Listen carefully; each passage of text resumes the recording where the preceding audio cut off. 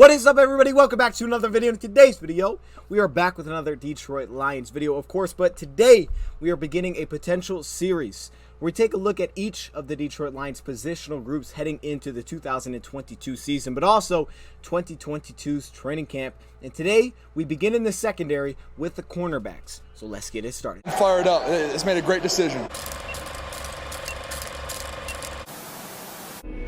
Great teammates, coaches, and other people who want to be Super Bowl champions. And we are. We're going to do it this year. And we're going places because we want to go places. Touchdown, Detroit Lions!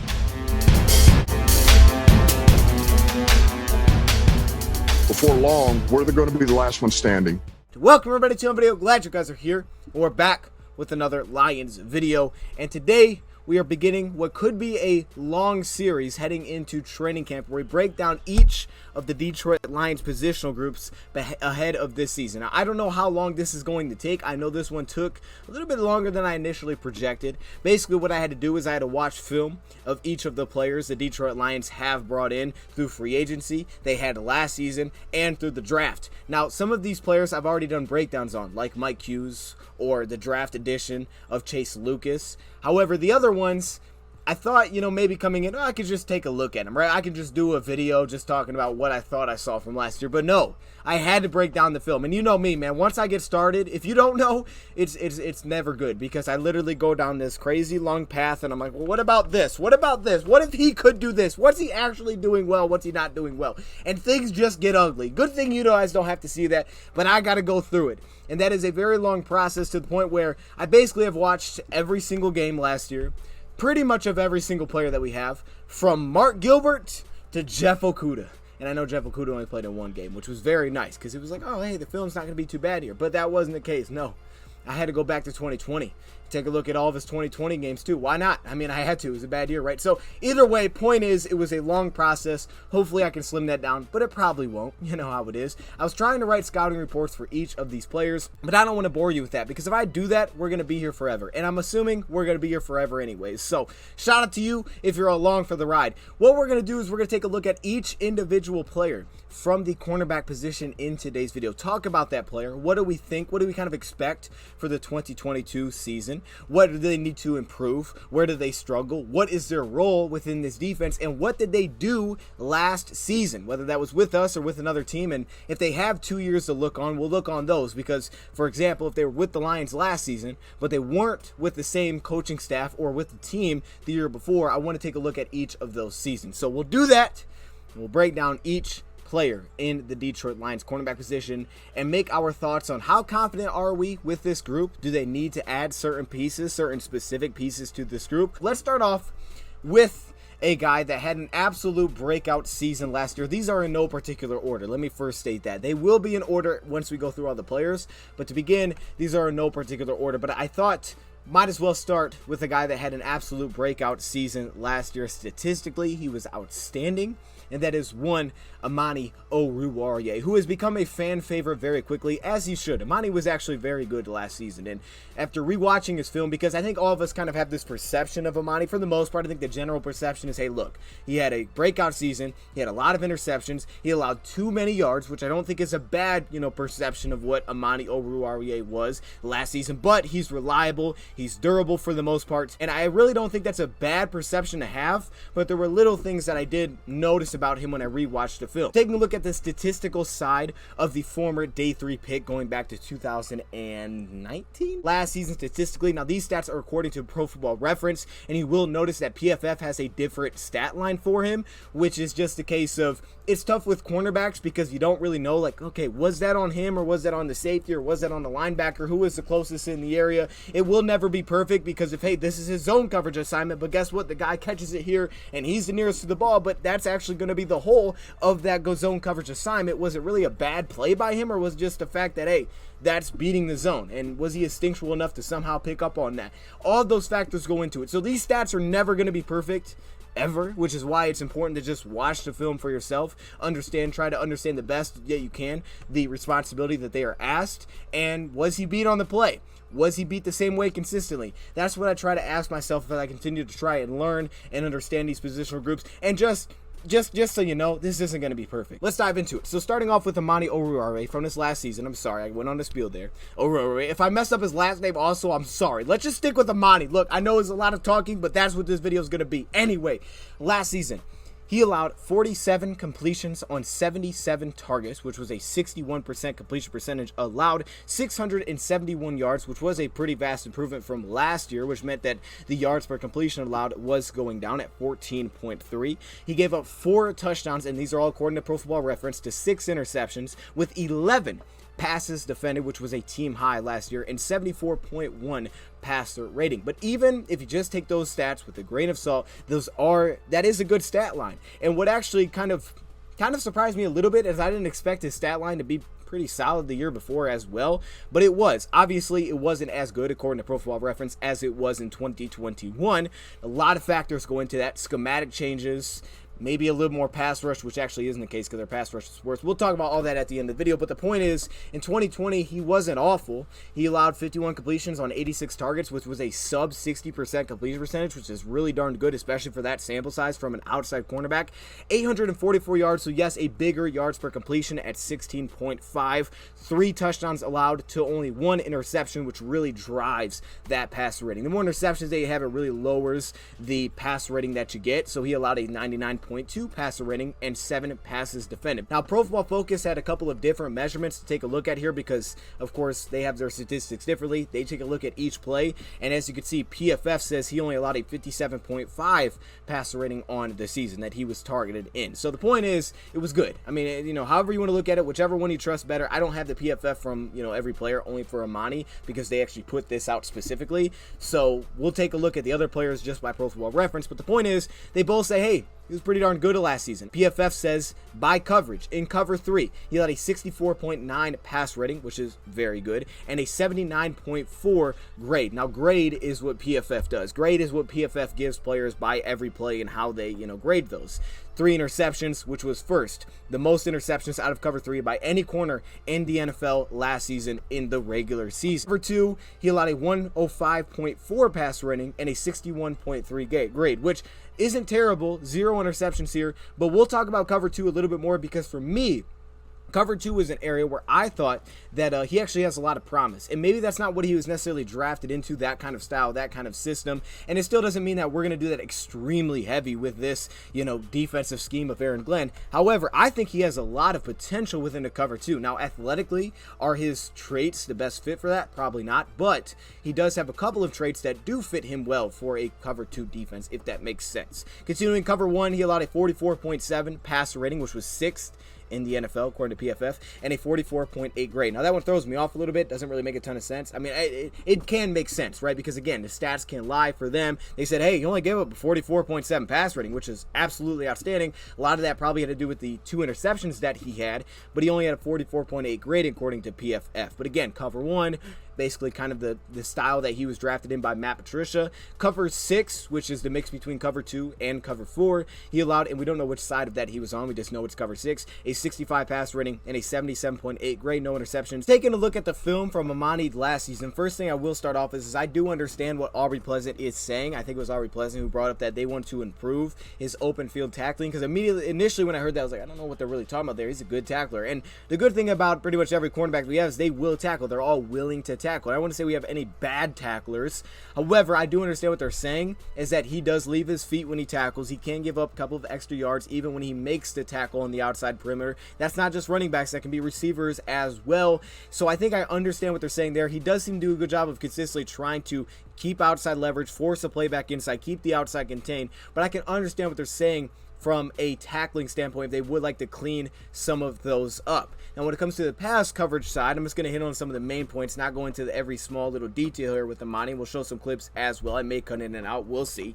The point is, we know that he was our playmaker last season. The guy had 6 interceptions, 11 passes defended, and you definitely saw it as the season went on, as I think you saw a lot of comfortability there in making those plays. Starting off with some of those underneath zone coverage drops, because this is an area where maybe the statistics don't show it by his cover 2, according to PFF, but I do like him in underneath zone coverage, and the fact that he has the length and the size to be a problem here, and he seemed to be pretty darn agile I was actually very impressed how well he can get downhill. And that comes from off coverage, or it also can come from playing in a half turn situation. But if he's in zone coverage, so say he's sitting zone coverage, cover 2 underneath, you see a guy that's very intelligent underneath, but also a player that can really get downhill quicker than I expected. And there were multiple occasions, multiple games, I think Philly, LA Rams happened a couple times, where he kind of just toyed with the quarterback, where it's like, hey, do you go over top? Okay, I'm here. Do you go underneath? I'm here, right? And they're kind of not really sure where to go with the football, and they hold on to it, and they're indecisive.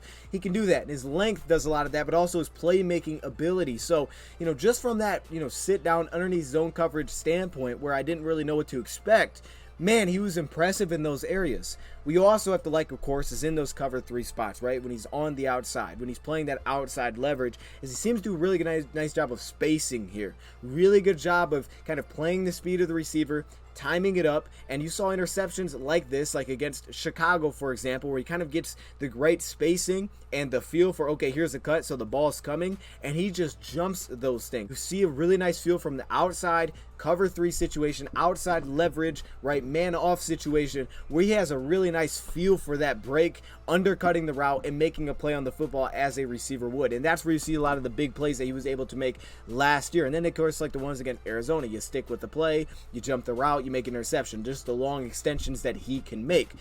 At the same time, I think in man coverage, of course, there's inconsistencies here. Not to go into every little thing. Yeah, he can be inconsistent off the line of scrimmage. We'll talk about that. But I also think that at the top of routes, in man coverage, right, you're trying to, play tight man coverage, trying to squeeze a route.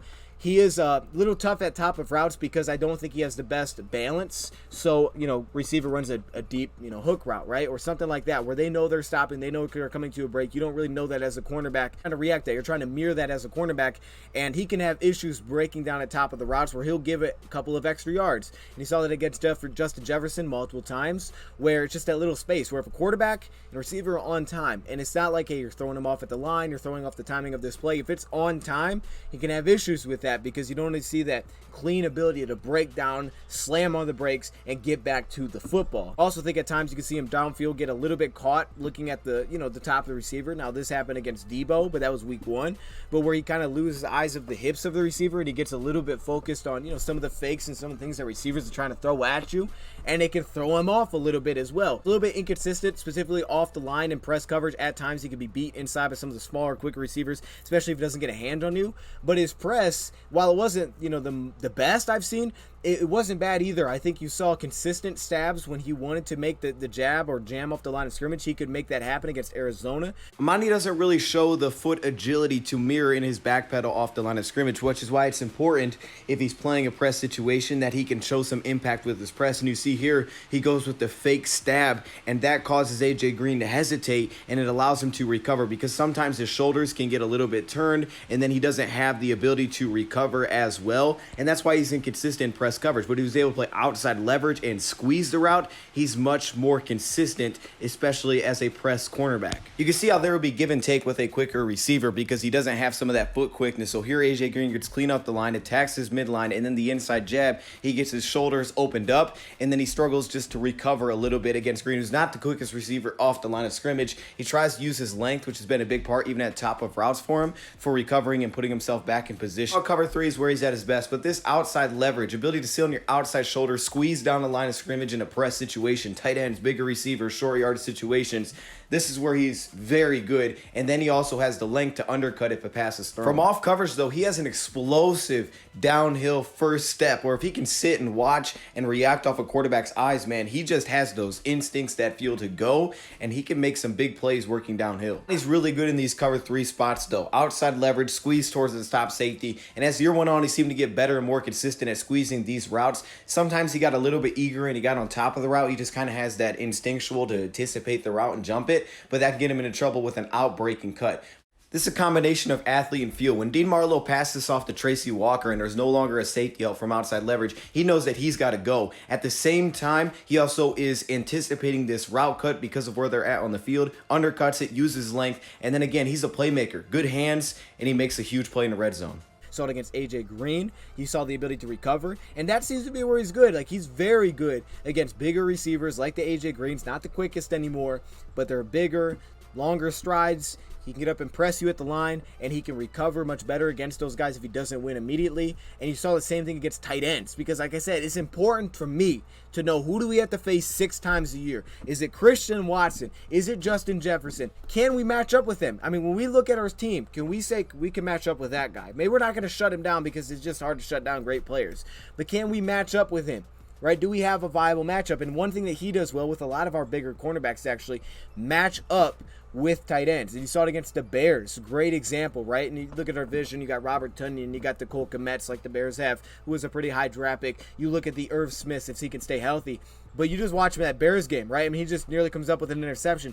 Very good against tight ends. Seems to show good play strength. Size and lengths match as well, and they really don't get separation on him. So for me, that allows a lot of flexibility for Amani. A guy that went through a lot last year of inconsistency across from him. You watched him in the Vikings game, it was basically like, yeah, you're mirroring that player. Specifically in the first time around, it was like, this is your guy, this is your matchup. Unless he goes in a slot, which sometimes they would, and they would slide it off. This is your guy in coverage was Justin Jefferson. And in the first game, he had 7 receptions on 8 targets for 124, no touchdowns. He had a great game, big plays against us. And the second time around, you could argue he was even better statistically because he had 11 receptions for 14 yards, 14 targets, even though they lost the game, for 182 yards and a touchdown. But I thought he looked better in this game. And the Lions started to show potentially how they could try to slow him down. Now, I know those stats don't really show it, but there was also a lot of smokes. There was a smoke they hit against him for about 6 yards. They threw a couple of wide receiver screens, a couple of plays behind the line of scrimmage. One, Jerry Jacobs blew up for like a loss of 6. They tried to do the fake, play behind the line of scrimmage. And then he watched it against Amani. There was the one big play that they gave up where a little bit of breakdown in coverage, right? Jerry Jacobs doesn't get his head around to the ball. They hit a huge shot play, which Jacobs was in position to make. He just didn't make a play on the football. It's a cover 2 where Amani just passed it off and there was no one there, right? There was just a breakdown in coverage, and sometimes you have those coverage beaters, and a couple times they got him on it. Corner route where there was safety help, not much safety help over top as T-Walk got turned around and beat him to the corner, and then he had his things to say, the deep curl route. So like I said, I thought there was more shown there. Now, they definitely had things to say. They got into it, and Amani didn't back down from the challenge, so I'm excited to see where that goes from here, because that seemed to be the battle. Like, that was the battle. When those two teams faced, it was Amani against Jefferson. Even though I'd say Jefferson won those battles, Amani didn't back down from those battles either. So I loved that, and I thought the second time around, even though the stats don't really show it, I thought he looked better. Like cover 2 man, things like that, like the things that he wasn't really drafted for, short area, things like that. He's going to have issues. Quicker receivers, he will have issues. That moves you on to a cornerback that was a top draft pick, top 3 draft picks just a couple years ago, Okuda, Jefey, who we've seen, the videos that he's posting of him working out, him recovering, and really it's probably just going to come down to that, right? What is he like health-wise? I mean, everything is great to talk about, but what is he like health-wise heading into 2022 is going to be very important, coming off of a torn Achilles in week 1, which was terrible. I saw the play back watching the Niners game, and it's just like he hopped and then he went down. It was like, oh man, that's awful. And what's really awful about it is, yeah, he gave up a big play in that game. We remember Aubrey Pleasant got into him in that game, all of those things. However, I don't think he played bad. And I know, well, you're crazy, he played terrible. Look at the number. I really don't think he played bad in that game. It's very unfortunate that he was injured in that game, because I think he showed a lot, especially of growth from the year before. The athleticism to unquestionably be a dominant player. I mean, you saw it by the combine scores, 41-inch vertical, right? I mean, this player, he is incredibly quick with his feet. It's disgusting. For a guy that's that tall, 6'1", 205, to have feet that go like that, I can understand why there was so much hype around this player, but you can also, in a way, understand why he's had the issues that he's had in the NFL, and you can see that they've taken advantage of him. Some of it's because of where he's at. For example, in 2020, there were occasions, and I think even Devontae did call this out, where yeah, it was kind of, you could kind of pick apart what the Lions defense was in. I want to make that clear, because disguising coverage does matter. And I know that may sound like, well, it's Aaron Rodgers, he can't disguise coverage, he sees everything. That's not true. I literally watched him in week 18 sometimes not know where to go with the football, and it's not that he can't pick it up watching it back. But in the moment, you can disguise coverage on guys if everybody does their job. And by the time we got to week 18, we didn't have the best players on the field, but my goodness, they could play as a unit. And it's like, man, if we just had any sort of pass rush. I mean, the sack that Julian got, he just didn't know where to go with the football, and he had to run away, and Julian got a technical sack there. Like, there were multiple plays on the same drive that where we would disguise coverage. Versus 2020, where there were times where they would motion, it was like, oh, I could tell watching, like, this ain't good, this is man coverage. And he's like, all right, I'm going to pick on this guy. I'm going to pick on Okuda. I'm going to have a wide open route, because I'm going to have you guys basically set screens, set picks, and he's going to run underneath wide open. It was like, yeah, that's going to be an issue. So Jeff Okuda last season, only played the first game. Statistically, he allowed 3 receptions for 4 targets, 109 yards, which a majority of that comes from the one massive play to Deebo Samuel. 1 touchdown, which was a massive play, which means he allowed a 156.2 pass rating. He did have the 1 pass deflection, which was an underneath crosser, which he broke up. We'll talk about it because it was a good play.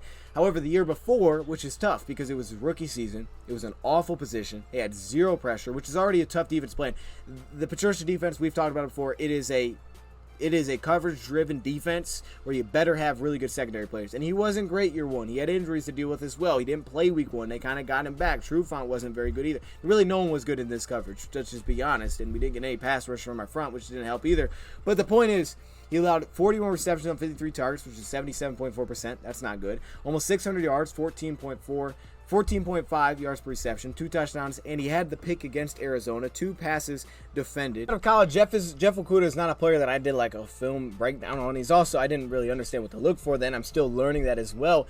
But at the same time, this is a guy that really impressed me, of course, athletically. And athletically, he has all of the traits, as we said, to be really good. I mean, he is super explosive, and this is why the injury is going to be very important, because some of his best traits are how darn athletic he is. He had like a 41-inch vertical. He has a very solid 40 time, and I know it's brought up like, well, he's just not fast enough. I don't think that's what the issue is. I don't think it's the straight line speed is an issue.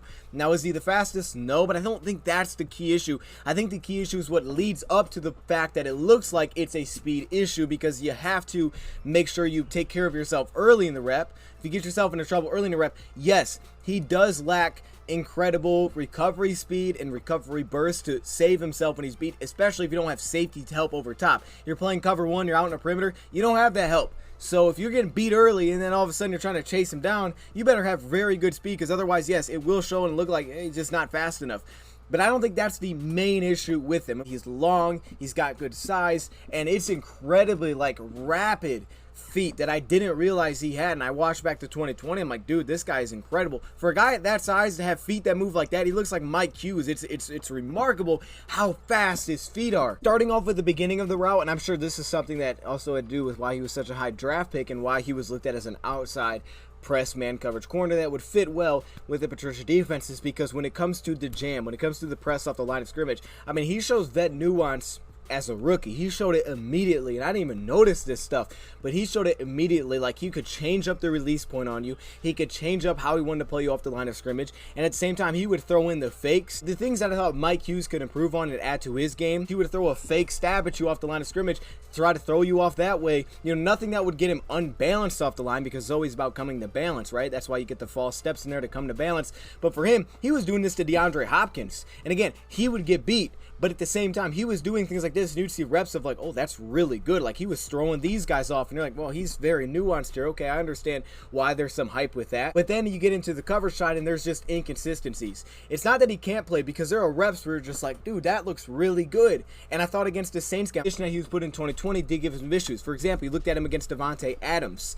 He was played a lot, pushed into the slot a lot in that game. He had to handle Davante Adams from the slot, which, as we know, that's not an easy task. And the thing is, Jeff Okudah is not a slot corner. I've seen people throw it out there. I assume it's just because they look at, well, he's struggling, so he must be able, the slot must be easier.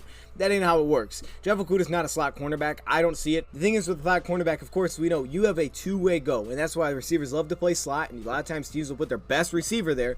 You got a two-way go, right? You can go outside, you can go inside, you got a three-way go, you can go upfield, because you don't have that sideline to worry about. There's nowhere a cornerback can force you. If you start to work towards the sideline, a cornerback can't start to squeeze that route, because guess what? From the slot, you can cut back inside. And Davante Adams did take him to school when he was in the slot position, because he didn't have the ability to squeeze. Now, you watch reps like against Allen Lazard. You're on the outside, right? He takes this outside release, he starts to squeeze this, but then you have this cut back outside, and he's able to recover using his hands pretty darn well. And he even had like rare reps against this, like Davante uses his hands well, boom, gets connection, he's able to recover and work back outside. And that's why there was excitement with how quick and how fast, how just rapid his feet are. There's so much potential literally within this guy's game. The issue for him has been he can't stay on the field. That's why we want to see him on the field, because you got to think the Lions drafted Iffy. They knew Okudah was coming off a rough year. He's coming off an injury.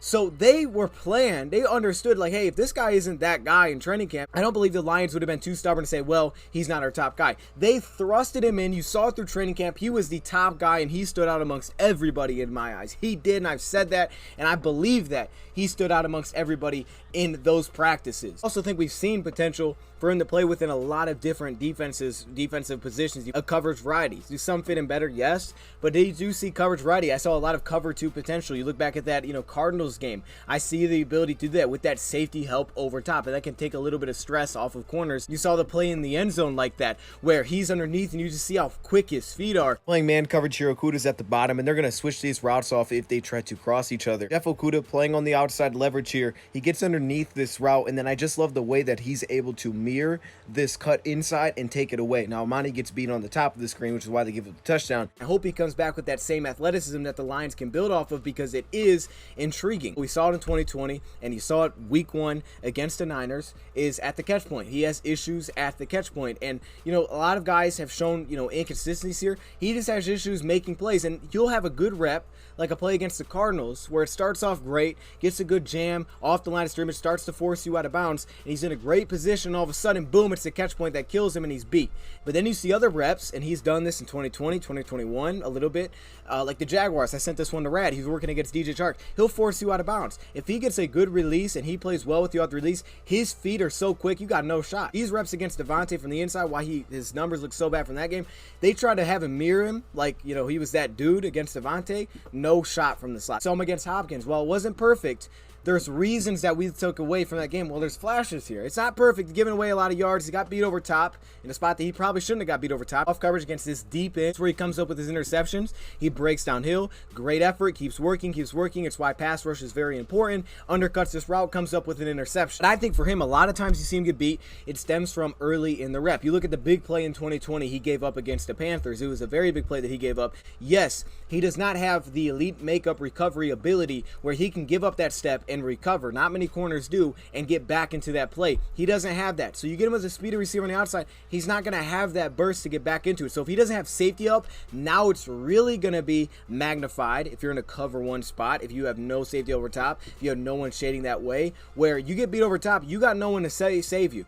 Now, of course, this is a tough spot for a cornerback because you don't have much help. Cover 1 defense, 2 linebackers sitting in the hole. You have a kind of a delayed rush, more like a spy linebacker, and you have a cover 1 defense with a single help safety over top. So watch the release here for Jeff Okuda. It's going to be his first step upfield, so Okuda's going to kind of sink right there as if it's coming towards him, as if he's going to get a jam, but then it immediately shifts outside. Okuda stumbles, has really no safety help because of how quickly he's beat off the line of scrimmage. But you have to keep in mind, even though he doesn't have elite recovery speed, Jeff Okuda is just as fast, especially when healthy, as any cornerback the Lions have. So it's not like he's like this outlier of a slow cornerback. You just have to use him correctly. Okuda lined up with outside leverage, but look at the patience here. So because of that, the receiver, his first step is outside, trying to open up back the inside. But you see how patient he is off the line, does not overset, gets himself back into the play, continues with it, doesn't look back for the fall, and breaks it up at catch point. This time with inside leverage, and again, just look at the patience here, and then how he seals it and squeezes this route off to the sideline and closes any airspace. I think for him is one thing, and I guess this was a knock coming out of college as well, is that yes, he could be a little bit footy, I guess is the way that I would put it, trying to, kind of recover in those situations where trying to open up, recover to being beat off that press release, and he's a little bit footy where he gets like an extra step in there, he doesn't open up cleanly, and then he's beat over top. Of course, it's about staying healthy. I hope he comes back, as the fluid mover. This is a player that, and you would see glimpses, you saw glimpses of everything you wanted to see, but it is about putting together, and there are expectations when you're a top 3 pick. You put it together now. For him, you see glimpses. I see plays where I'm like, I must have come from watching film because of how the alignment is, where he's lined up at. He's not even seeing the receiver break it, and he's jumping on this. He's not getting a tip from the quarterback. Quarterback's looking the other way. He's jumping on this. He's like, yeah, I'm making this play. Here you have just a communication breakdown between he and Tracy Walker on who has who, and they both end up chasing the same guy, and there's a wide open receiver left open. I've seen flashes of a lot of good, but my goodness, same time, he has been very inconsistent up to this point. That moves you to the Niners game where this year, where same thing. He's in a very good spot. Got to finish the play, and it's almost like the underthrown ball to Deebo Samuel helped Deebo Samuel because Okuda's in a great spot.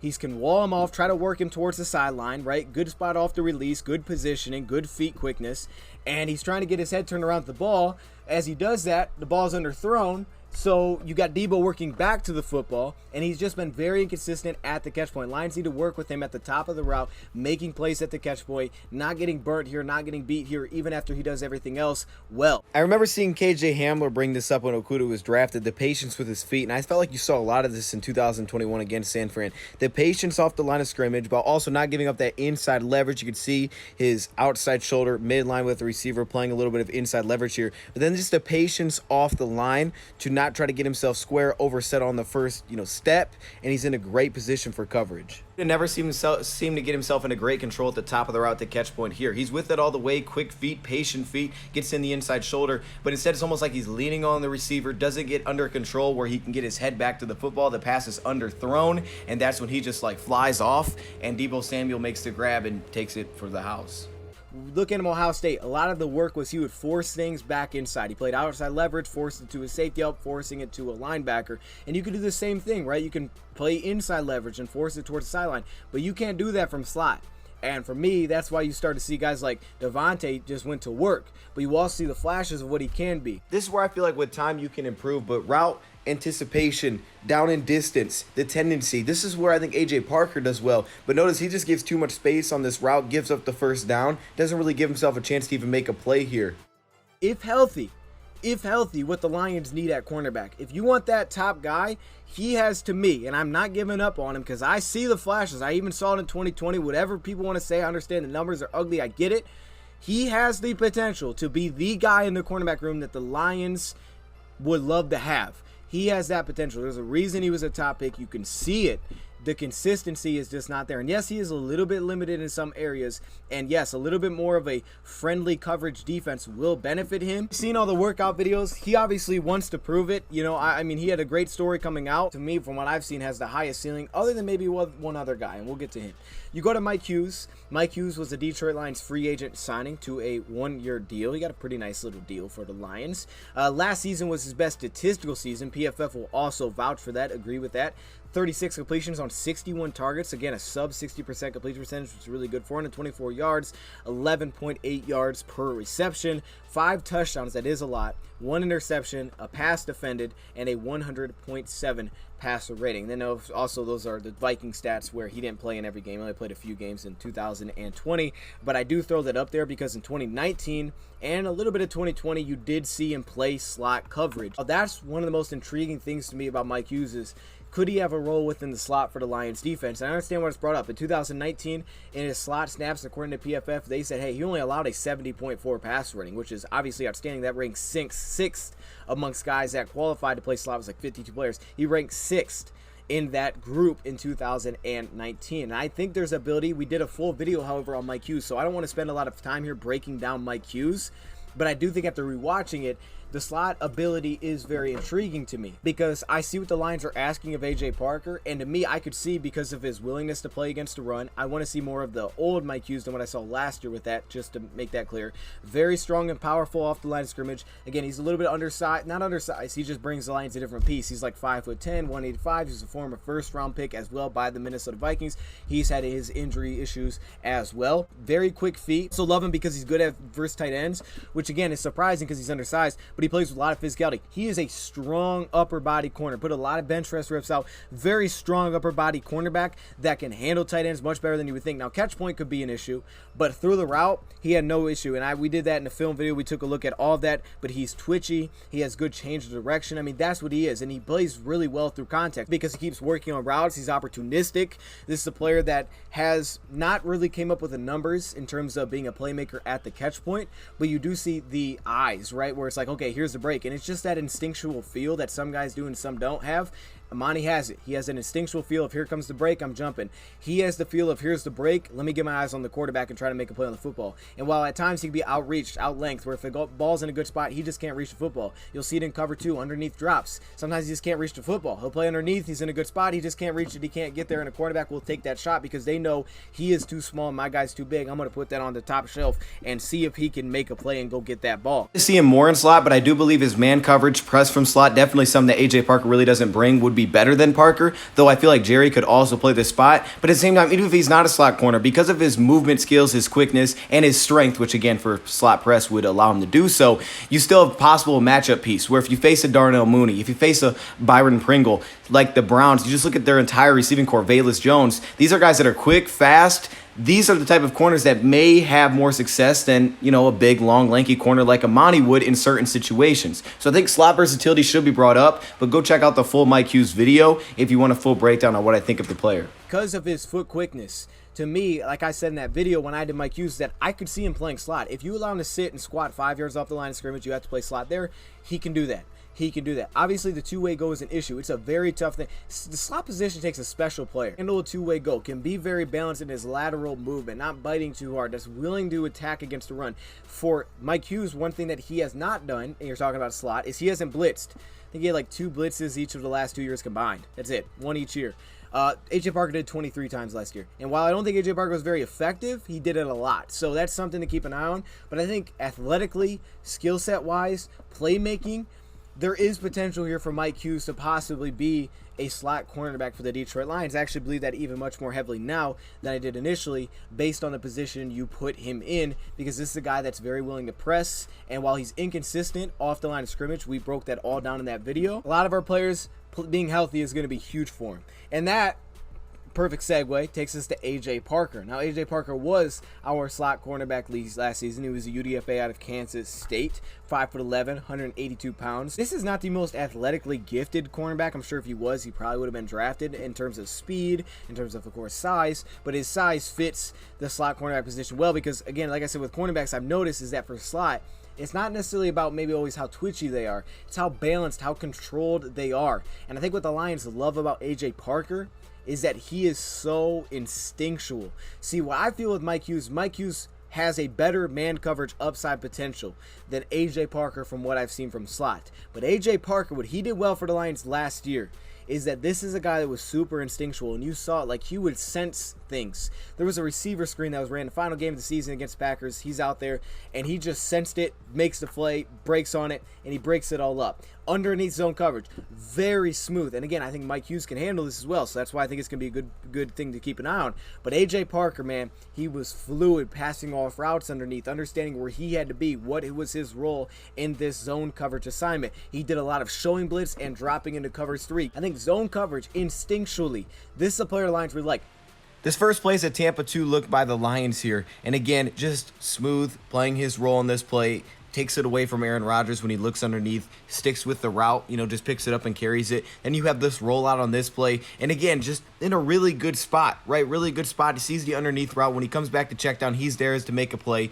Then you watch him against Cleveland. He's going to show. They're going to bring a disguise cover 3 with the fake blitz. And down situation, route tendency. We just talked about this with Jeff Okudah. AJ Parker seems to really make up for that here. Look at this play. Now, he's in his area. He's in his zone right now in this Tampa 2 again, this flat. He just reads the throwing motion. A little bit risky maybe, but gets himself in a spot to make an interception. And then here he is again, understanding the situation. I got to get up on this break. That's where he's catching the ball. That's the first down and make a play on the football. Man coverage was a little bit of a different animal. He did struggle here a little bit. Cooper Kupp, of course, gave everybody the business. He did have some problems here, struggling to open up his hips cleanly, get upfield with guys. He did get caught flat-footed at times, but this was a player that they did a lot of times play off the line of scrimmage. They didn't ask him to get up and jam guys because he didn't really have the upper body strength to press guys off the line of scrimmage. Length is never really expected with the slot corner, but he doesn't necessarily show some of that upper body power to go and jam if you wanted him to do so. I also don't really trust him as much in man corner in terms of some more complex routes because he's not as twitchy as you may expect. He's more fluid, but he's not the most twitchy mover. We'll just have to see what the Lions prefer. He's more of a squat zone type of slot corner rather than a get up, press, man coverage type of corner. That's where you like him more, where he uses instincts. And yeah, he can struggle through blocks, things like that. But again, most slots will. But Hughes and Jacobs are strong. Though what I do like is that he's a very reliable tackler from what I've seen. Very consistent in terms of he's wrapping up. He wasn't very impactful as a blitzer, but he did it a lot. And you understand where he had to get to try to open up other players well. He really struggled to disengage, but he's very willing to play between the tackles. But his play recognition, his instincts, they very much so came along. One thing I will say with these young guys, I would like to see them from last year Continue that communication amongst other young guys. Where AJ Parker to Iffy, where's that communication? I need to see that more consistently. But Parker, very instinctual. You can see he allowed a sub 70% completion percentage. Isn't terrible for a slot. Usually that's very high. 379 yards, which isn't a lot. 10 yards per reception. It's not a ton. You would like to see it be lower though. 4 touchdowns, 1 pick, 7 passes defended, which is really nice. Mike Hughes can do a lot of similar things. Mike Hughes just may be better at man coverage from this role. But because the role they put AJ Parker in, I wouldn't be shocked if the Lions said, hey, look, Mike Hughes, you can do what we asked AJ Parker to do last season. So I would love to see how that battle goes through. But to me, AJ Parker, being on his UDFA deal, is very cheap. He's under contract for 3 years, so 2 more left. Missed some time in there. And when he missed time, Will Harris slid in at slot. Now, maybe the player I'm most excited about, and you could say maybe aside from Jeff Okuda, but we're, very young player here. We're talking about a player that didn't play a ton last year due to injuries. He went down against Green Bay, came back, played a little bit against Seattle, very little bit against Atlanta, very little bit against Minnesota. He played 10 snaps against the Vikings the second time around, and I wish he would have played more in that game because I would have liked to see how he would have matched up with Justin Jefferson. But Iffy Melifonwu, because aside from Jeff Okuda, I think this player, and of course he was their draft pick, may have the highest ceiling within any player in this room. And I know we got a lot of guys with high ceilings. Mike Hughes has a ceiling. Amani seems to have a high ceiling. I believe Jeff Okuda's ceiling is extremely high. But Iffy is so darn smooth. And the thing is, he wasn't bad last year. He was very solid last season. 14 of 23, which was a 61% completion percentage, 213 yards, 15.2 yards per reception, 2 touchdowns, 0 picks, 3 passes defended, 120.4 passer rating. My biggest takeaway from watching him, he is extremely balanced. If he's on an outside leverage zone drop, if he's in off-man coverage, such a balanced mover, really allows the ability for him to recover. He has the ability to turn and run, slam on the brakes. He's just such a smooth, fluid, balanced mover. And I remember when he came out, Brad Holmes said what he liked to say, he could play off-man coverage. Everybody says, well, press man coverage corner because of his build and, everything like that. But he can play off coverage, and I see it. The guy is such a smooth mover. When I watched him back, it was impressive. He's another guy, however, he needs to improve at the top of the route. Make sure that he doesn't get pushed off at top of the route. We saw it against DK. Of course, the game he got injured, which wasn't really the same thing against, Devontae Adams, but he didn't really get his head turned around and hit him in the back of the head. Literally, if he would have turned his head around against Devontae Adams, he had a pick. I liked, however, how the play he got injured. He doesn't try to, hey, turn my head around. Like, no, when you're trailing, you have to just keep your eyes on the guy and chase him. You don't have an opportunity to look back because then you're beat. You're already beat. You can't look for the ball. But with that said, he is such a smooth mover. I mean, this is a guy that can, half turn to get my blind spot. He doesn't really do bad with his blind spot. Like, Amani would give up plays out of his blind spot, right? He would lose things there. That was one of my knocks. He doesn't really do that. He has a sense of, okay, there he is, let me transition. If he's pushed, if he takes a false step, doesn't fall, get completely out of place. And what's so inspiring to me is actually not really seeing him against the Packers the first time, even though this was pretty good as well. It was seeing him against Seattle, seeing him against DK Metcalf. It was not perfect, but watching him go to work against DK Metcalf gave me a lot of optimism because the Lions say, hey, look, we're taking Iffy. We're giving him reps to safety because we want to make sure that, look, if we have a very good tight end we have to face, that he has a flexibility because usually safeties match up with tight ends. So he needs to understand safety communications, safety run fits, which are usually a little bit more.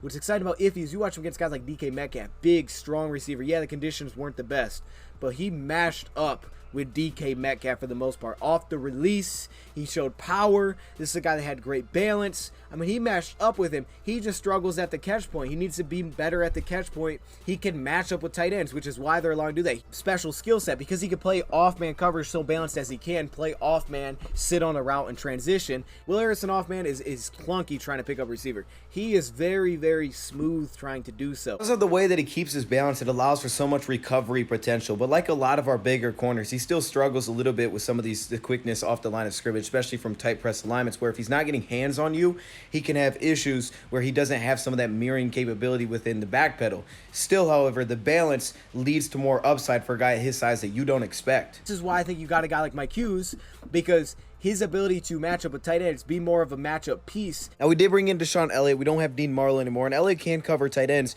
but reps like this, maybe more in sub packages, more likely, but you can see here Dean Marlowe mashed up with the tight end man coverage. That transition to me would be much more fluid with Iffy. Now, he is, again, inconsistent off the line, inconsistent in press. What I think he could add, he needs to add a lot, I think, to a press to be looked at as a press corner, he's not very nuanced, not very polished. I mean, Jeff Okudah came out and it was like, oh wow, he's got some things to his game. He's got a little tool belt there. If he doesn't really show that, doesn't show much nuance as a press coverage corner, he just more so shows the size and the length and the hands, like the willing to battle and not really be thrown off. Attributes athletically, he just doesn't really have the nuance there. And that comes with experience, that comes with time. We obviously saw his pass break up against Davante Adams in that coverage rep. If he can be overset off the line of scrimmage in press situations, but I think what you see with his length and his build, he can be very tough at the top of the route. Here he gets good connection with Davante and kind of pushes him out just because of his size differential. So with his fluid transitions from off coverage, it can make him a really nice chess piece against bigger receivers or tight ends from off coverage. I think Melifonwu has a chance to be, if he was an outside corner, he could be the number one. At the same time, his versatility is going to be very interesting. And I think if he was, as I said, he was standing out amongst the board, so there was that. He was best player available, but he also at the time, hey, we don't know what Jeff Okudah is going to be. Hey, we don't know what Amani is going to be. Let's go get another cornerback, Iffy. Well, if Okudah and Amani pan out, awesome, as Amani looked good last season, we'll take less reps for Iffy, but at the same time, Iffy has a skill set where we need to find a way to get this guy on the field, and playing him at slot is probably not that. But allowing him to play safety, he took one safety snap against Minnesota. I noticed one safety snap against Minnesota, one play, and then he was done. That's it. If we can find a way to keep him on the field, that's the best bet because he needs to be on the field against somebody. Moves you on to Jerry Jacobs. Now, Jerry Jacobs is awesome because Jerry Jacobs he got his opportunity. Bobby Price struggled, and they finally kind of put him in the game, and we'll talk about Bobby Price next.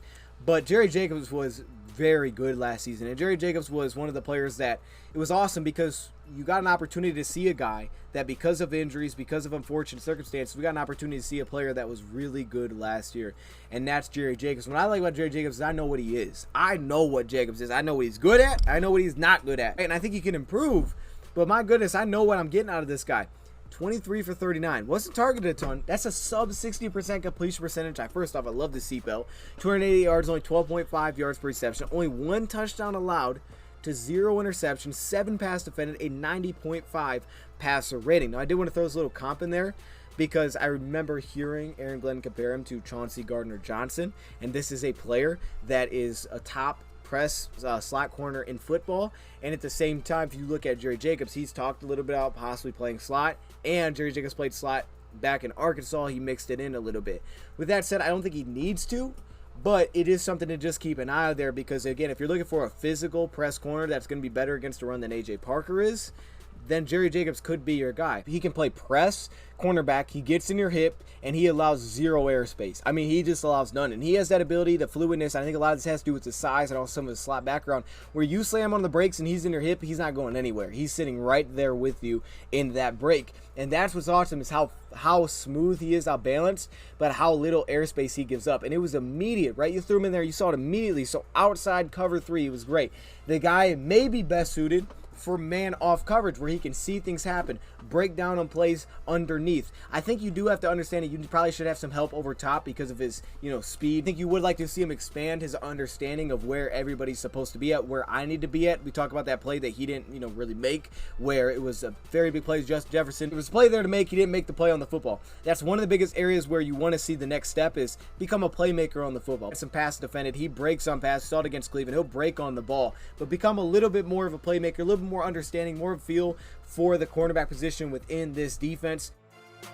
Last season, Jerry Jacobs, probably pretty easily you could make a case he was our best cornerback last season. I like his off the press. It's a very patient player off the press. He's not going to get caught overcommitting, overstepping, lunging by a step, right? They're going to attack your midline. He's not going to overstep to that side. You do see some body weight shifting, but for the most part, he's an aggressive player, but at the same time, he's very under control as well. And he's a menace. He's a menace in terms of press. Here you see him get in the hip pocket, his ability to stop and slam on the brakes at the top of the route, just get into your hip. He does play with a lot of contact, but he doesn't draw penalties either. Here he is at the top of the screen again, just ability to slam on the brakes, get back to the football. Here he is against the Browns. You see him get the stab off the line of scrimmage, understanding the situation that they're looking for that quick pass here at the bottom of the screen against Jamar Chase. And man, he was battling against Chase, and I was so impressed to watch this game back. Give up a couple of big plays. Here I love it because the guy absolutely hits like a truck. I mean, let's just get that clear. He hits like a truck. He attacks the football, attacks blockers.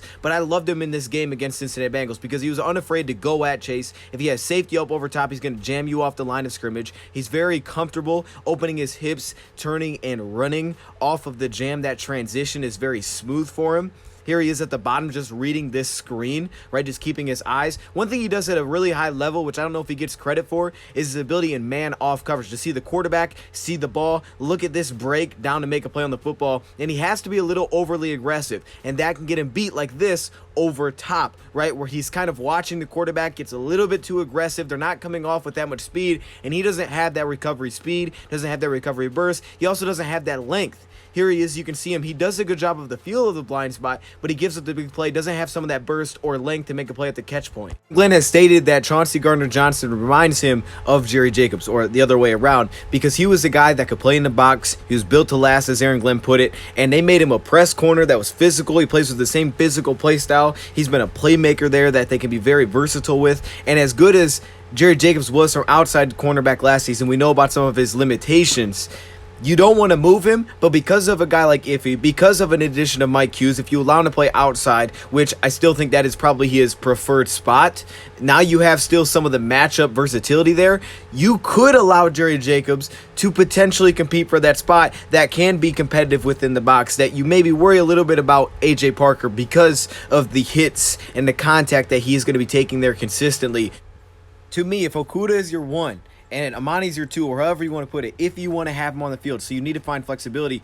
You don't want to have Jerry Jacobs on the bench. From what I've seen last year, you want Jacobs on the field, and maybe that's the way they try to do it. I know that's what Jerry Jacobs is. I know he's the guy that gets in your hip, and he closes airspace if he does, and that's just what he is. He's physical. He's probably our best tackler, like in terms of he'll hit you. He's very aggressive. You want to make sure that he takes care of himself because he's gotten hurt before, but man, he will hit you. And again, he's another guy that's coming off pretty serious injuries, so we want to see him come back and be healthy that way.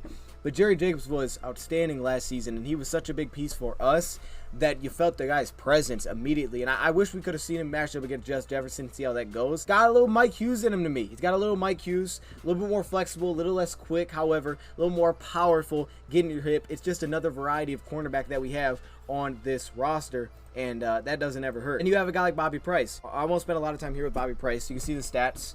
Less than 50% completion percentage. Statistics look good. The issue is he just gave up a lot of big plays, and it's also the fact that he played cornerback for the first time in his career. And I'm still surprised the Lions went with him first, but they did. Honestly, though, I was actually much more impressed with Bobby Price rewatching him. I had the sense that this guy's gonna be terrible. He's not gonna look good. He wasn't, and I think I had the idea that he was much worse than he was, but that's because you're in the midst of the season. He's giving up big plays. You just assume, man, he's terrible. I don't think that's true. The issue is that he was very, very raw, and you saw the athletic traits and the athletic gifts on stage. Like, he had some stop and start ability. Of course, he's extremely long, 6'3", long arms. He's pretty fast. Not elite speed for a corner, but he's pretty fast. He could match up for most guys there, and he's physical. There are plays where he just jams guys off the line and their route just stops. It's just there's inconsistencies. He's just very, very raw in press coverage, and he gave up a lot of big plays. He just gave up a lot of big plays. He got beat over top, whether that was versus Chicago, whether that was versus Baltimore. Whatever game he played, he got beat over top. He gave up big plays, and sometimes he had good coverage, but that's how teams just attacked him over and over, seemingly over the top. Can we get a shot on this guy? This guy is bound to give us up a big play, and there were too many times where he gave up the big play, but there was no question that athletically he was gifted, and he basically lost his role after the Chicago tough start where he gave up multiple big plays. He doesn't look smooth. The transitions don't look smooth in a way like Will Harris a little bit, but just the lack of experience there to me shows up with Bobby Price.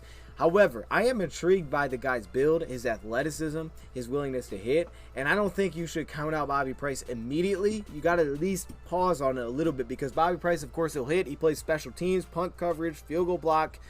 He's interesting. He's interesting. And then he moved to Will Harris. He started the season at safety, and it's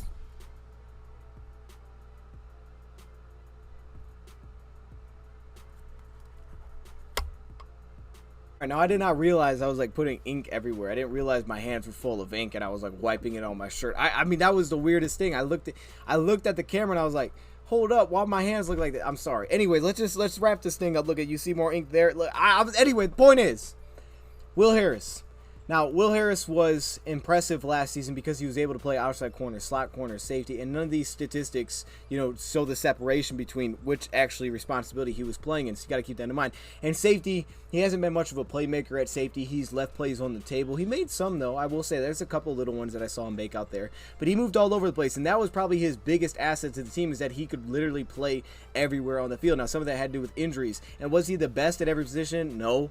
Not at all, but he did play everywhere. And I think a big part of that is because he is a very intelligent corner. Obviously, he's been in the league for a few years, but specifically, I thought from cornerback, he actually looked like he had this highest football IQ. We've heard that before, right? When guys get to see, when cornerbacks get to see it from a safety perspective, they get to see a lot more than they got to see before because they were just focused on this. Well, maybe his experience playing safety helped him, because when he moved to cornerback, he seemed so fast to recognize things. He was like calling out plays. He was communicating on the fly. He was really keeping everybody in line, and he didn't seem like a lot of miscommunication from him, right? And the guys would take it and they would adjust to it. A lot of times this happened in the red zone, because a lot of times trying to do these quick pick plays, man coverage, stuff like this, quick beaters. And he was like, hey, pass this off, flip this, do this. And it was very smooth. He was a fantastic communicator within this defense. And I think that was outstanding. That was a huge asset to this team. Now, when it comes to playing, specifically, we're talking about corner here, not safety. When it comes to playing the cornerback position, I thought that, yeah, he did look raw at cornerback. Now, he had a couple of moments, right? He had a big pass breakup against Minnesota.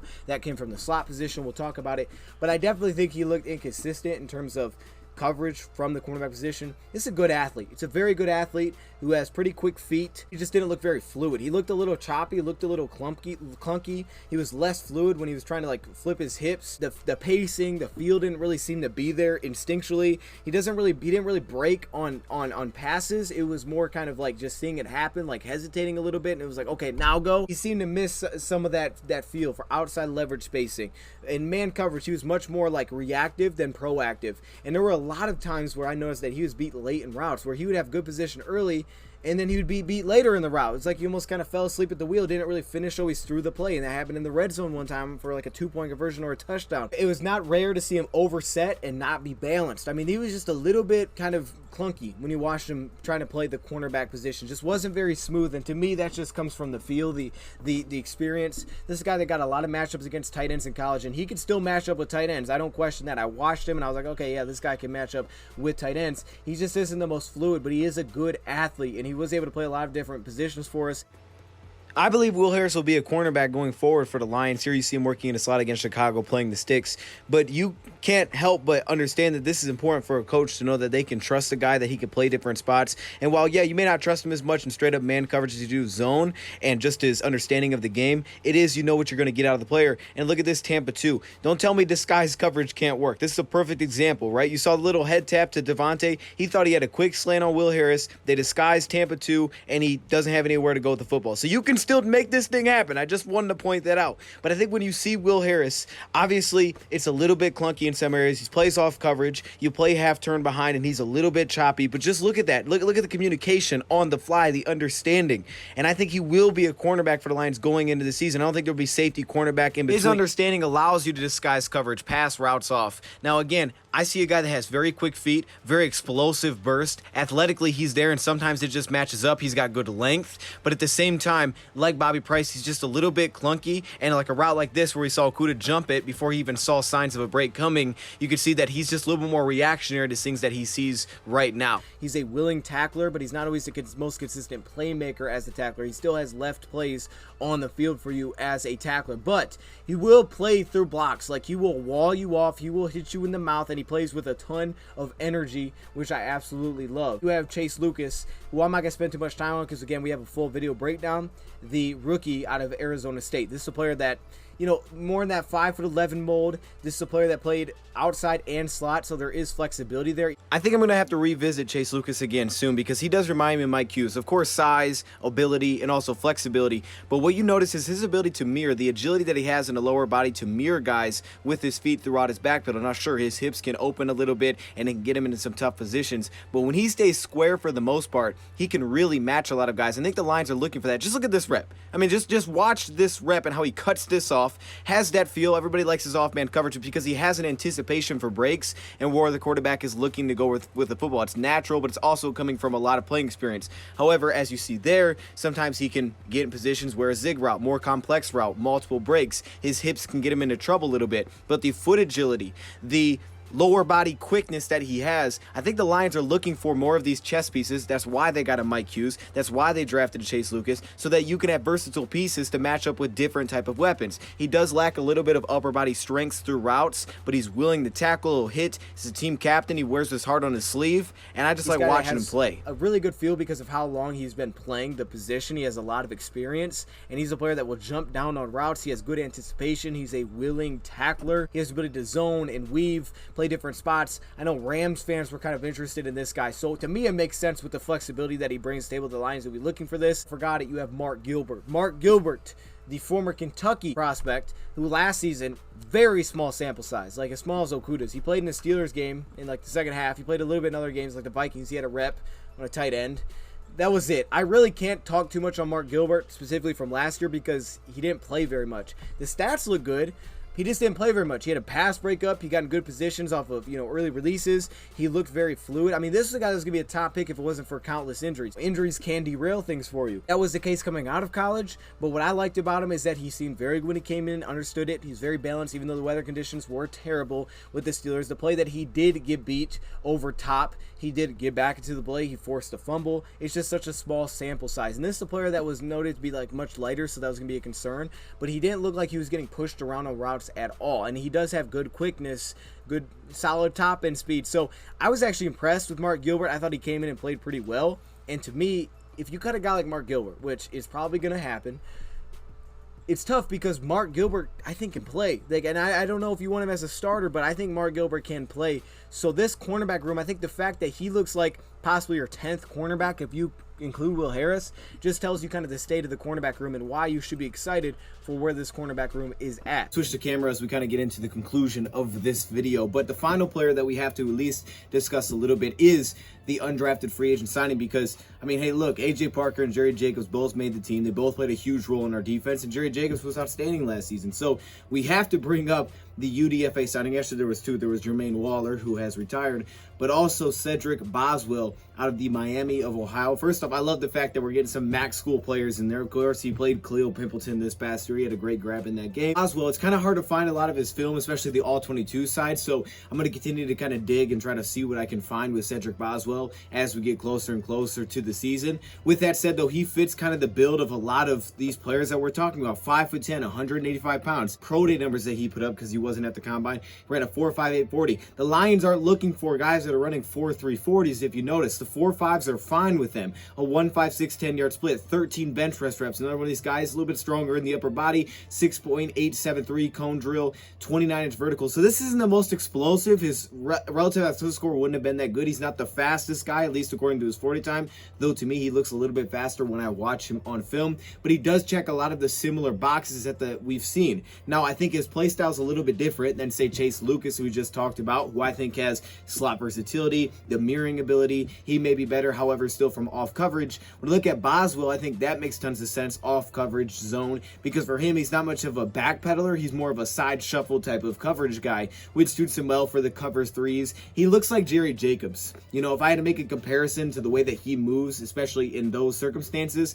he reminds me of Jerry Jacobs' eagerness, some of his aggressiveness, but at the same time, I think for him is what you see is while the explosiveness numbers don't necessarily stick out to you, he is, we talk about balance, he's a very controlled mover, and I think he's very flexible. That's how I would throw the word for Cedric Boswell. Very flexible hips. You see the ability to really recover, flip, turn, and run. They hit his blind spot. He can make a complete turn while also still moving towards the route. He's a very flexible mover that does play with some of the eagerness to get his hands on the football. He had 7 pass breakups. He had a pick against Kent State. Just some of that aggressiveness that he has and shows coming downhill. loosen the hips, it seems. I like him because, again, we talk about a guy that's willing to hit, and he will hit, and he'll miss a couple here and there, but he seems for the most part to really try to wrap up. He will try to lay big hits, and that's where he can get himself into trouble, and that's where he can end up missing hits, is when he doesn't get a clean wrap up. But he fights through blockers, which I also love. To me, I thought he had pretty good long speed, so it didn't really match the 40 time. That could also be somewhat of the competition he's playing. Of course, this is a big competition, jump for him that he's facing here, and I don't think he looked the most clean even when he tried to backpedal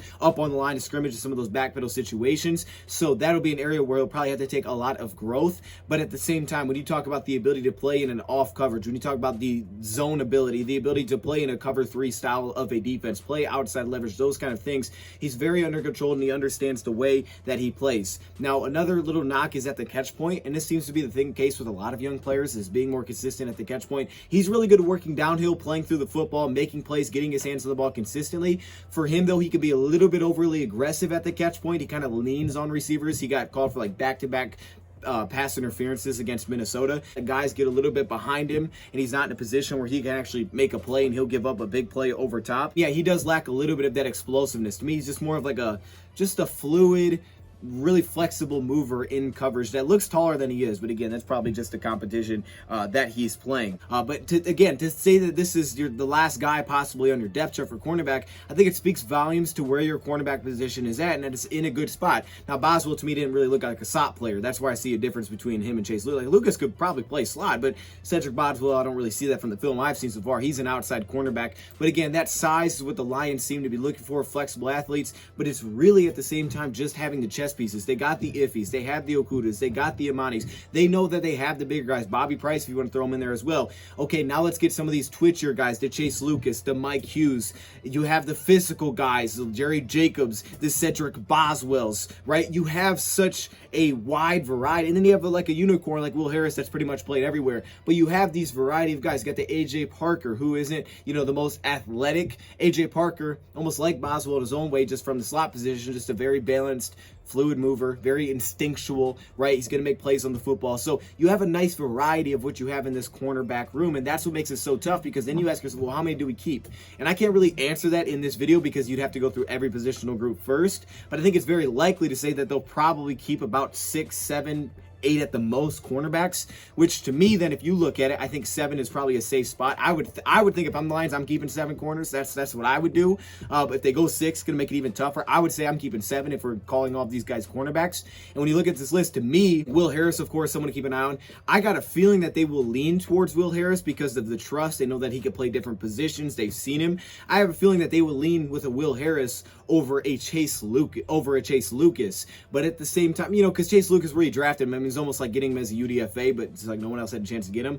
You may not get that guy back, right? You may not get him back. Of course, if he's gone, if you cut him, he may not get back on the practice squad. There's never that guarantee. So Lucas may be even more risky than Will Harris. I would think, however, they would lead towards Will Harris, though I like Chase Lucas and his flexibility and his versatility that he brings to the table right now. They just may feel like he needs a little bit more development. We know Will Harris on the last year of his contract, though, so it makes it very intriguing. The Bobby Prices, who I like Bobby Price, but again, he's probably looking on the outside in. Mark Gilbert, right? I mean, these guys are probably looking on the outside in, but I think they can play. And Bobby Price is tough because I see a lot of potential. I mean, obviously his build is freakish, but it's just going to be difficult. And of course, if injuries pop up, if a guy doesn't come in ready for the season, that opens up roster spots, things like that. But assuming they're all healthy, it's going to make it tough for those guys. The Cedric Boswell, it's just going to be tough. He's got an uphill climb, and plus, I just don't see him taking a spot from a Jerry Jacobs.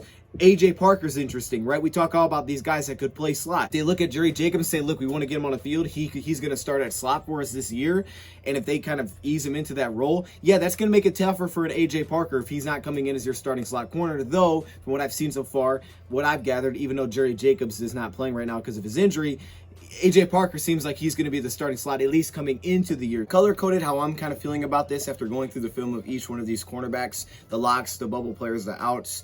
I really feel it hurts to kind of put AJ Parker as a bubble player at all. And I think it's the safest bet. If you're saying, okay, what's the safest bet to take on who makes the team? Will Harris makes it. AJ Parker comes in as a starting slot. Chase Lucas is out. I think that's the safest bet for 7 corners. Hey, I'm not even mad if we keep 8. We're going to have to figure it out. But I don't want to cut Chase Lucas. I really don't want to cut the guy because I don't want to lose him because, man, I'm like, this dude can play. Be the only way AJ Parker and I think I may have color-coded a little bit different. To me, the only way A.J. Parker becomes a player that's on the bubble is if a player like Jerry Jacobs comes into the season as a slot cornerback. But that would be tough because he didn't play slot last year. He has played it back in college, but at the same time, he's also coming off an injury. So the Lions would have to either say, okay, Jerry Jacobs, you're the slot, or Mike Hughes, you're the slot. I'm not saying backup versatility, I'm saying you're the slot, because otherwise A.J. Parker will have to make the team because he is your starting slot. What A.J. Parker doesn't have, however, is the versatility, the flexibility of a Mike Hughes. That's like, hey, I can play both spots. Jerry Jacobs, I could play both spots. So he doesn't have that, like Chase Lucas. So he's very pigeonholed into you're the slot corner. So if anybody else becomes that during the offseason and they become a starting at the position, I think A.J. Parker would then be out at that point if he's not the starting slot corner. So to me, though, I still think the safe bet is definitely say A.J. Parker wins that, even though I do have some hesitancy with his man coverage ability. I just don't want to cut Chase Lucas because, you know, the goal is to keep the best players on the roster, right? That's what it comes down to me. Keep the best players on the roster. I think cutting Chase Lucas over someone else at a different spot and we'll have to go through him would be really tough because I think you're cutting a good player and of course a draft pick, but I think it's a very tough player to cut. But any of these players are really tough to cut because even when I put Bobby Price, and I put him in a different shade because I think out of all the guys that are probably out, Bobby Price has the best chance of being in still because of his just difference in build, because of what they did get to see last year. Inconsistent, sure, but potential, yes, versus Mark Gilbert and Cedric Boswell. But man, even those two guys, like, man, they can play. It's just I just don't see how they could make it into the roster, and I can't see them taking any of the other guys' spots. Will Harris and A.J. Parker would be the surprises. If Will Harris got cut would surprise me. I just don't see it because I think by week 18 he looked good, and I think the Lions trust the fact that he could play different positions. But there could be a scenario where the Lions say, hey, we'll take Chase Lucas and A.J. Parker, we'll cut Will Harris. I could understand that because, yes, you know, you say, well, Will Harris has more experience, but does he? He doesn't really have more experience at cornerback than some of these other guys because he's only played it for like half a season last year. So he would be the surprise cut, Will Harris, to me, but it's something to keep an eye on, as well as A.J. Parker. With that said, though, A.J. Parker, if he's not there for a game, who's your backup slot? I have much more confidence, I think, in Mike Hughes doing that, in Jerry Jacobs potentially doing that, right? Unless, you know, he's already that. In Chase Lucas, you know, maybe you pull him from the practice squad, then maybe what you had with Will Harris last year when he played slot, even though he did show that he could do it. So I think we need to talk about chess pieces, versatility, flexibility. That's what stands out with this group. The depth. I mean, it's intriguing because you could be in a position where you could go out in a game and you could say, hey, look, our starting outside cornerbacks are Iffy and Jerry Jacobs with, I don't know, Mike Hughes at slot, or flip that. Actually, Jerry Jacobs at slot, Mike Hughes on the outside. I mean, you wouldn't be like, dang, we have no shot. Like, okay, we could work with that. We can make that happen. You know, so you have that depth now this year that I really don't think you had last year,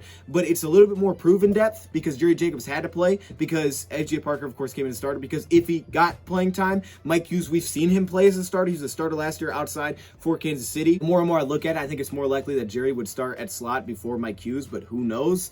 But you have proven depth, but then you have the young guys in Chase Lucas, who I'm a big fan of. Will Harris, of course, he's proven. I'm a big fan of a Chase Lucas, and Will Harris may start in that scenario, but I'm a fan of Chase Lucas. You know, you have some of these young guys that you're trying to figure out, but they still got some reps last year, which you can go off with, which is nice. It's not like you're completely have no film to look at. You have a little bit to look at, even though they're pretty small sample sizes. I just think it's tough for them because of how deep this position group is. And then I think when you look at the entire picture, you look at the team stats, technically, yes, the Lions did improve. Now, this is tough because it involves everything. It involves pass rush, linebackers, safeties. I mean, this isn't a cornerback stat, but technically as a whole, Lions pass coverage did get better last season in comparison to 2020. Remember, 2020 also had one less game, but it did. I mean, the completion percentage went down a little bit by, you know, almost 3%. The pass rating dropped by 11. The passes defended went up by 17. You can see the touchdowns we allowed went down by 7. We had 4 more interceptions last year. The yards per game dropped down by about 40 yards. So as a whole, we were better. One thing that's concerning is that last year, 544 attempts against was 27th most. That's concerning. That's it. Like, I want to see that number higher, because for the Lions, it wasn't like, oh, we're just getting everybody off the field. That's not what it was. We didn't force teams to pass the ball enough because we didn't stop the run. And that's, we've looked at all those. We'll continue to go into those. But that was the Lions' issue. Teams on first, second down just ran it. They just did that because they knew they could run against us. We need to get teams in more positions where it's like, hey, maybe we have to throw the ball on second down. Where it's not, hey, 2nd and 3, what are we going to do? Like, nah, we need you in 2nd and 9. We get you in 2nd and 9, it changes the whole game. Now it's putting more stress on these cornerbacks, but at the same time, I'd rather have that because when teams throw it more, they are bound to make more mistakes. They are bound to get sacks, which are negative. There's more things that can really, in a sense, go wrong when you're forced to throw the ball. When you're able to run it at will, you're really tough to stop. That's why the Niners have been consistently good. It's why we were good when we were able to do that last year. When you're forced to throw, it changes things because now you can get sacked. Now you can have a pass broken up, which is no gain. Any incomplete pass, no gain. You can get pass interferences against the defense. You can complete a bigger play potentially. Those things go in your favor, but there's more negatives. Sacks, fumbles, interceptions, passes broken up, incomplete passes. There's more turnover chances. And what you saw, and I just used this demonstration, is that the games that we won, Cousins threw it 40 times. We had a fumble in that game and 3 sacks. He fumbled the ball. Kyler Murray was forced to throw it 43 times. He threw an interception to Amani, which was taken back after the fumble. He was sacked twice in that game. Rodgers and Love combined, throwing it 35 times in the final game of the year. They had 3 turnovers in that game, 4 sacks. I put can't hide coverage because, again, we look at the disguise things there. But you just see that amongst average, we didn't get enough sacks last year. 30th in the league at 1.7 a game. That's not good enough. We got guys that can get sacks, but of course you can't do that if teams aren't throwing the football. And how do you get them to throw the football? We stop the run. So it all comes back to that. That's why we say, hey, you got to stop the run first, even in today's NFL, because teams last year just picked on us first, second down. They ran us against us more than anybody else in football on average.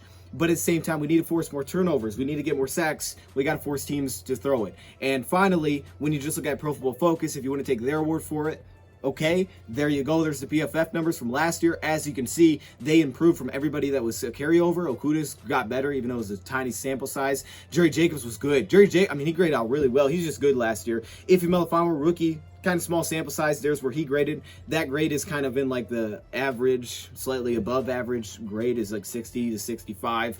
Okudah's would be kind of like the average category, I believe, like right in the middle. Parker's would have been below average, but his coverage grade wasn't bad. You know, Monty, you could see him. He improved from the year before. You're like, why is that not great? Well, because they go and grade every play. They don't grade it based on, you know, hey, how many interceptions? This isn't pass rating. His pass rating is fantastic allowed, but he gave up yards. Look at Mark Gilbert. His grades were good. That's why I said he played well. His sample size was just so darn small. He looked good. Like, hey, Mark Gilbert looked like he could play. We barely have any snaps and the weather was terrible. So how much weight do I put toward that?